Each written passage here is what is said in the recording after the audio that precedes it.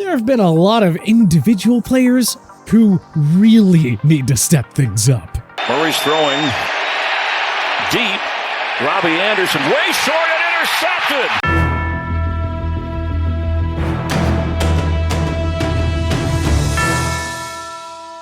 There's time for these players to turn it all around. For now, let's dive into every NFL team's most disappointing player of 2022 so far. Arizona Cardinals, Kyler Murray. Before the season, Arizona gave Murray a lucrative 5-year extension worth $230.5 million. So far, it has not been money well spent. Murray is struggling with consistency and protecting the football. You can place some of the blame on Cliff Kingsbury's coaching and on Steve Keim's inability to upgrade the D or offensive line, but Murray has enough weaponry around him to keep his team in playoff contention, yet it just hasn't happened. Atlanta Falcons, Kyle Pitts.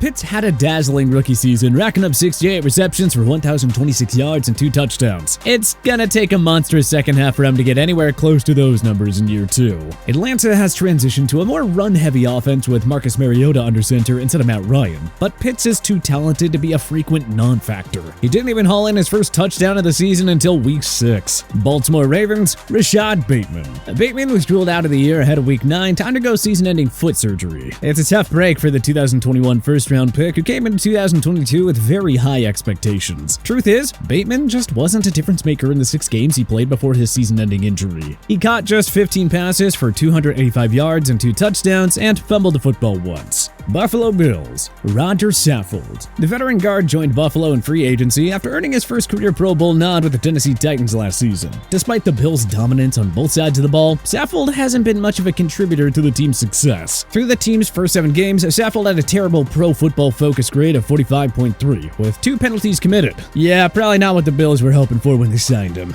Carolina Panthers, Baker Mayfield. Mayfield started the Panthers' first 5 games before suffering a high ankle sprain which sidelined him long-term. He lost 4 or 5 contests, completing just 54.9% of his pass attempts for 962 yards, 4 touchdowns, and as many interceptions. Carolina hoped that they were getting a starting caliber QB on the cheap when they acquired him from Cleveland. But nope. They'll be searching for a new starter next year, again. Chicago Bears, Darnell Mooney.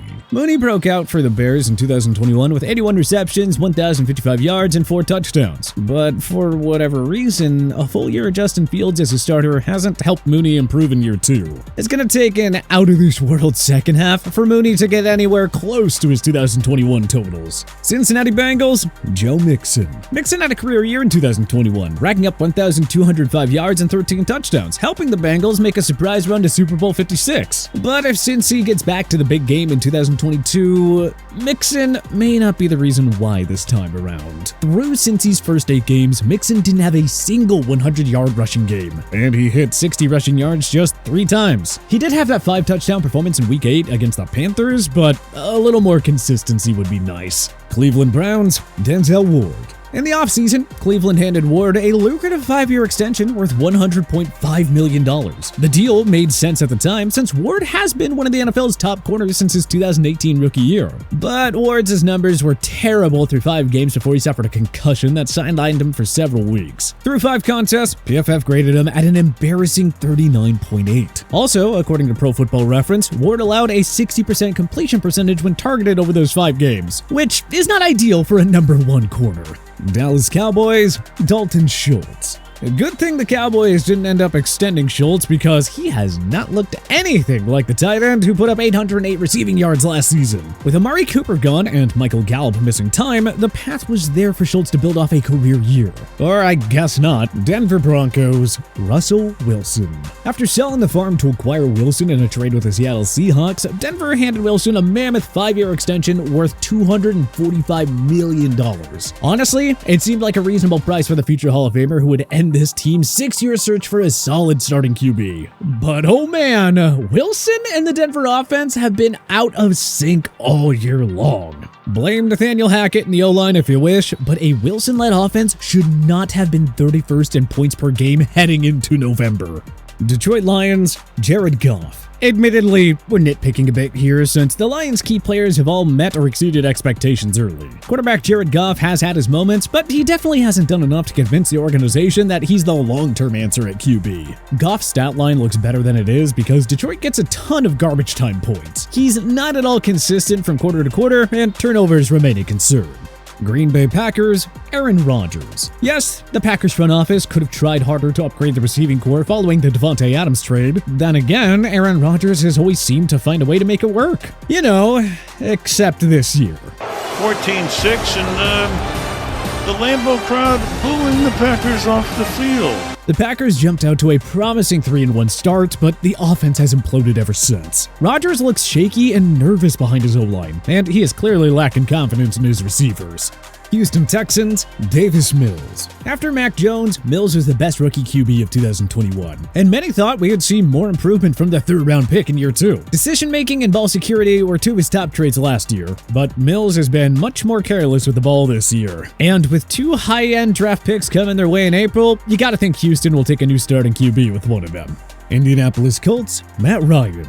Matty Ice put up very good numbers on a flawed Atlanta team last year, so imagine what he could do in a Frank Reich offense with reigning rushing champion Jonathan Taylor and a star-studded O-line. Or maybe not. The offense has been a mess, the O-line suddenly became one of the worst units in the league, Taylor hasn't been healthy, and Ryan's high sack total and turnovers prompted Reich to bench him in favor of Sam Ehlinger for Week 8. He did take back the starting role under Jeff Saturday in Week 10, but it's hard to see things getting much better for the 37-year-old signal caller. Jacksonville Jaguars, Trevor Lawrence. Perhaps we were too eager to anoint Lawrence as a generational talent because we are not seeing any generational-like play here. A new coaching staff, the rise of Travis Etienne Jr., and excellent play from Christian Kirk hasn't done much to help Lawrence progress. His decision-making still needs a lot of work, and the turnovers have been a gut punch time and time again. Kansas City Chiefs, George Karlaftis. The KC pass rush was supposed to improve following the selection of the Purdue product, but Karlaftis has barely been noticeable as a rookie. Through his first 7 games, the rookie had just half a sack and no takeaways. Las Vegas Raiders, Chandler Jones. Vegas signed the longtime Cardinals stalwart to a 3-year deal worth $51 million, hoping Jones would form an elite pass rushing duo alongside Max Crosby. But Jones has been non-existent more often than not as a Raider. Through the team's first 7 games, he had a half a sack, no forced fumbles, and just 9 QB pressures according to Pro Football Reference. Safe to say that he's been the worst free agent signing of 2022 thus far. Los Angeles Chargers, J.C. Jackson. Even before Jackson suffered a season-ending knee injury, the $82.5 million man was simply a liability in LA defense. PFF graded him at 28.7, which may or may not be the worst grade in their history. Jackson even got benched in a game because of his awful play. Los Angeles Rams, Allen Robinson. The Rams were comfortable trading away Robert Woods and replacing him with A-Rob, who signed a 3-year, $46.5 million deal in free agency. But even in Sean McVay's offense, Robinson has been a total non-factor. Hindsight is 2020, but the Rams probably should have just kept Woods. Miami Dolphins, Mike Gesicki. Like Dallas with Dalton Schultz, Miami has to be happy they didn't end up extending Gesicki. The veteran tight end has not been a fit in Mike McDaniel's offense, and it's clear that both sides would benefit from a fresh start. Tua Tagovailoa is flourishing with Tyreek Hill and Jalen Waddle as his go-to weapons. The good news for Gesicki is he'll be one of the most sought-after tight ends in 2023 free agency.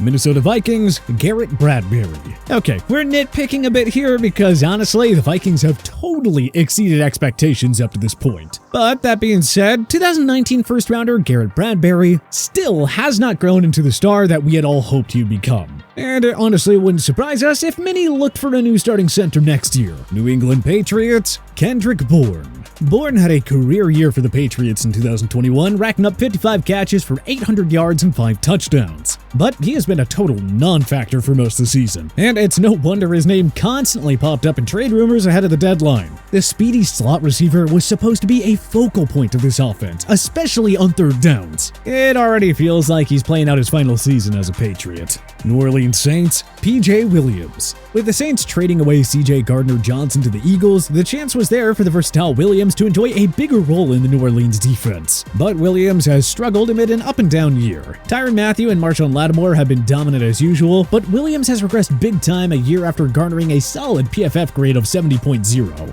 New York Giants, Kenny Golladay. Year 2 and the $72 million pact the G-Men handed Golladay has somehow been even more disastrous than year 1. Even though the Giants have greatly exceeded expectations, head coach Brian Daboll has had no interest in implementing Golladay in his offense. Hey, it's working for New York. Let's just say the Giants can't wait to cut ties with Kenny G and his ridiculous contract. New York Jets, Elijah Moore.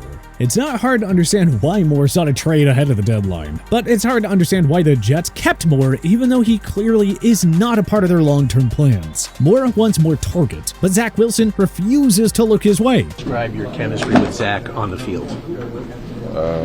Probably, I don't even know. I couldn't even tell you. I don't get the ball, I don't know. Philadelphia Eagles, DeVonta Smith. Okay, we are definitely nitpicking big time here because, well, the Eagles have been firing on all cylinders. But we can all agree that we expected a little better from Smith in year 2, right? He had a monster rookie season, but is now the number 3 pass catcher in Philly behind A.J. Brown and Dallas Goedert. Pittsburgh Steelers, Najee Harris. Harris had 1,667 total yards of offense and 10 total touchdowns as a rookie. The Steelers were probably expecting similar production from Harris in year 2, but it simply hasn't come to fruition. The Steelers' leaky O-line hasn't helped matters, but the unit isn't much worse than last year's. Harris isn't going to come anywhere close to the 1,000-yard mark, and his struggles have forced the Steelers to throw the ball more than they probably planned to this year. San Francisco 49ers, Javon Kinlaw. The 2020 first-round pick has missed time with a knee injury, but even when he is on the field, Kinlaw really hasn't made an impact at all. Not convenient for a guy who's entering make-or-break territory. No chance they pick up his fifth-year option at this point. Seattle Seahawks, D. Eskridge. DK Metcalf and Tyler Lockett were always going to be the top 2 receivers in Seattle, but Eskridge, the number 56 selection from 2021, was supposed to provide some support as the team's number 3 wideout. But I guess not. With 7 receptions for 58 yards through his first 10 games this year, it's pretty safe to say that Eskridge was a huge waste of a second-round pick. Tampa Bay Buccaneers, Devin White. White's epic 2020 season was followed by a largely disappointing 2021 season, at least according to PFF's numbers. And, well, he's been even worse in 2022. White is missing tackles, getting dominated by opposing offensive linemen, and getting exposed in coverage. Questions about his effort have arisen in 2022. Not exactly what you want from a guy who seemingly earned superstar status as a sophomore 2 seasons ago.